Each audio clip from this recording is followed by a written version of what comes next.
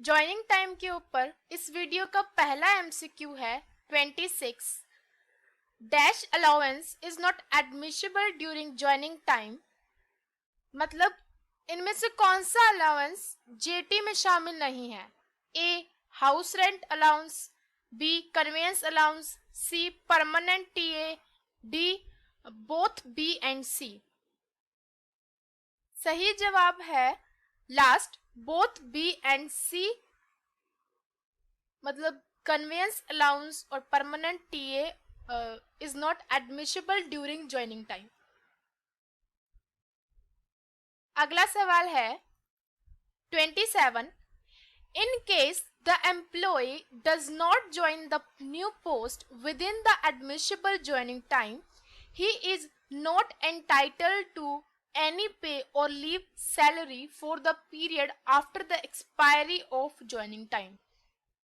मतलब कि अगर कोई एम्प्लॉय जेटी में नए स्थान पर कार्य ग्रहण नहीं करता है तो वह कोई वेतन और अवकाश वेतन जेटी के खत्म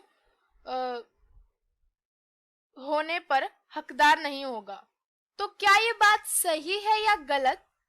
तो ये बात बिल्कुल सही है कि वो जेटी के खत्म होने पर जेटी का वेतन का हकदार नहीं होगा।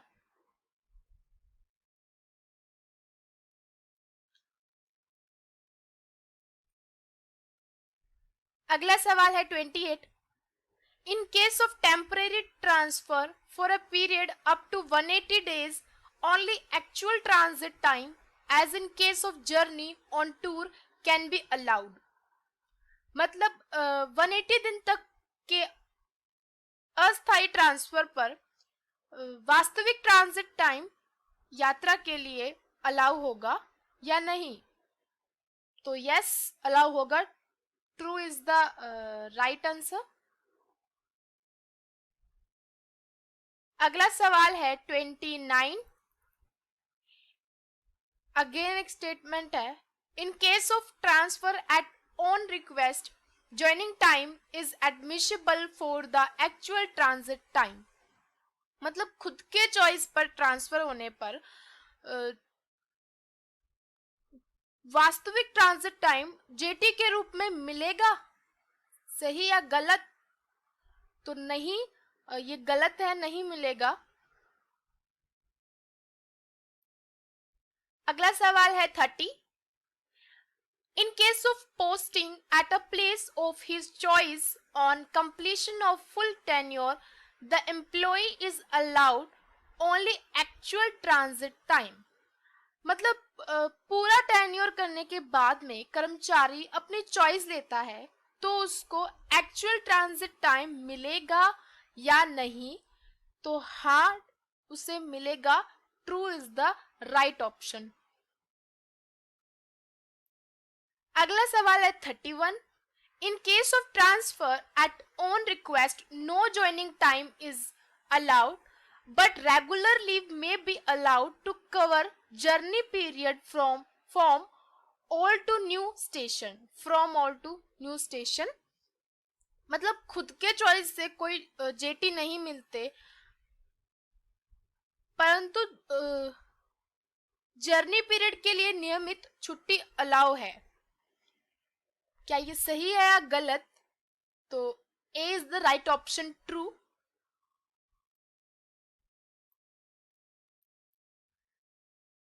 अगला क्वेश्चन है 32। In case of transfer at own request, pay for the period of holidays intervening between handing over and taking over of charge will be। मतलब स्वयं के चॉइस पर हॉलीडे अवधि का वेतनमान charge handing over taking over के लिए allow होगा। A paid by the department of old post, B paid by the department which the employee joins after transfer, C shared between the two departments, no, D not paid by any department। B is the right option, paid by the department which the employee joins after transfer। अगला question है 33। For the period of joining time, the employee would draw pay, मतलब jetty के लिए कर्मचारी वेतन प्राप्त करेगा, पहला at the rate drawn before relinquishing charge of the old post, B at the rate he would draw in the new post, C at the rate of leave salary for the period, D none of the above. सही जवाब है A at the rate drawn before relinquishing charge of the old post. Next question is 34. Unavailed joining time admissible under Rule 6(1), that is within same station or not involving change of residence of the CCSJT rules can be credited to earn leave account of the employee. मतलब उपयोग नहीं किया गया jetty employ के उपार्जित अवकाश खाते में जमा हो जाएगा. क्या ये सही है या गलत? तो हाँ, ये गलत है, B false. Next question is 35. When the distance between the old and new headquarters is up to 1000 km and there is continuous travel by road for more than 200 km, the JT admissible is, मतलब नए और पुराने headquarters के बीच की दूरी 1000 kilometre है, जिसमें से 200 किलोमीटर सड़क मार्ग द्वारा यात्रा की गई है, तो जेटी मिलेगा ए 10 days, B 12 days, C 15 days, D 14 days. सही जवाब है B 12 days. 12 days जेटी मिलेगा. अगला सवाल है 36. When the distance between the old and new headquarters is more than 1000 kilometer and up to 2000 kilometer and there is continuous travel by road for up to 200 kilometer, the joining time admissible is, मतलब इस बार नए और पुराने headquarters के बीच की दूरी 1000 kilometre से अधिक है पर 2000 से कम है, जिसमें से 200 की यात्रा सड़क मार्ग द्वारा की गई है, तो कितना जेटी होगा? पहला 8 days, B 10 days, C 12 days, D 15 days. सही जवाब है D 15 days. Next question 37. A government servant travels by air, the distance between the old and new headquarters being more than 2000 km and there is continuous travel by road for up to 200 km. The JT available is, मतलब कि नए और पुराने headquarters की दूरी 2000 से अधिक है, जिसके लिए वायु मार्ग द्वारा यात्रा की गई है, परंतु उसमें से 200 किलोमीटर सड़क मार्ग की यात्रा की गई है, तो जेटी कितना होगा? A 7 days, B 10 days, C 12 days या फिर 15 days. C 12 days is the right option. Next question 38. CCSJT rules do not apply to, मतलब CCSJT रूल किस पे लागू नहीं है? ये ऑप्शंस में से A employees paid from defense services estimates, B government servants who are not in whole time employment of government, C government servants paid out of contingencies, D all of the above.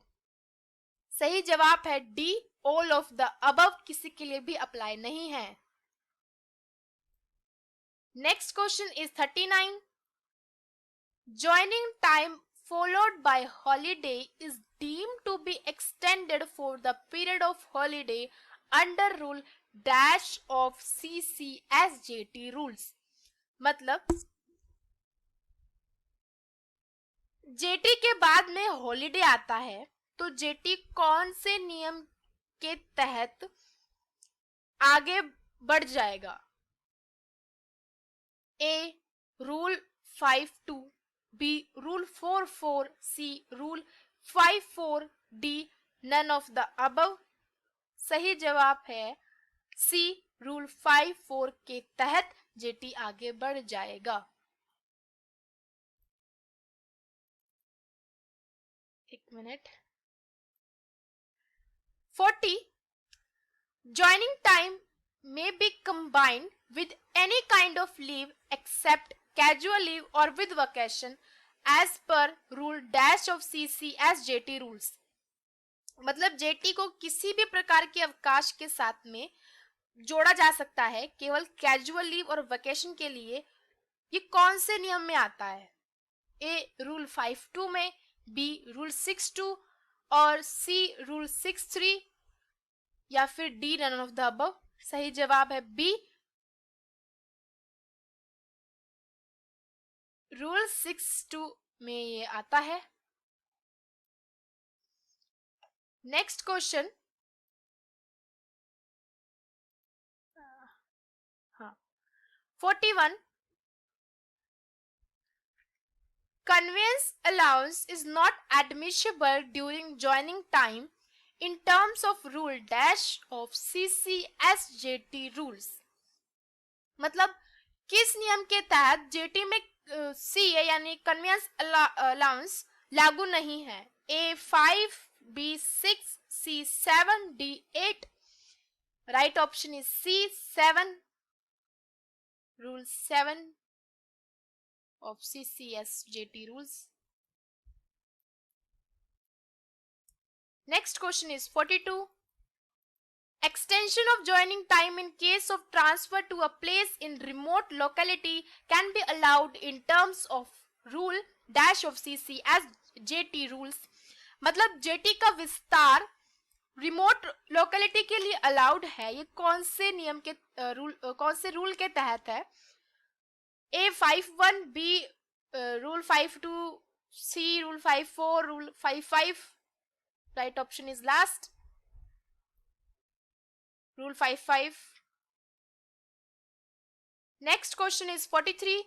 Joining time is to be calculated in accordance with the provisions of rule dash of CCS joining time rules। मतलब jetty की गणना कौन से नियम के तहत की जाती है? A rule 4, B rule 5, C 6, D 7। Right option is B, rule 5 of CCS-JT rules।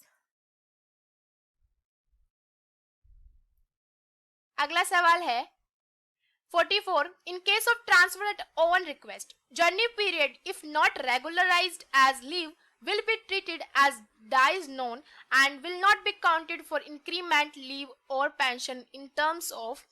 मतलब खुद के रिक्वेस्ट पर जर्नी पीरियड को अवकाश के रूप में नियमित ना करने कर डाइज नॉन माना जाता है और ये अवधि इंक्रीमेंट लीव के पेंशन के लिए काउंट नहीं की जाती।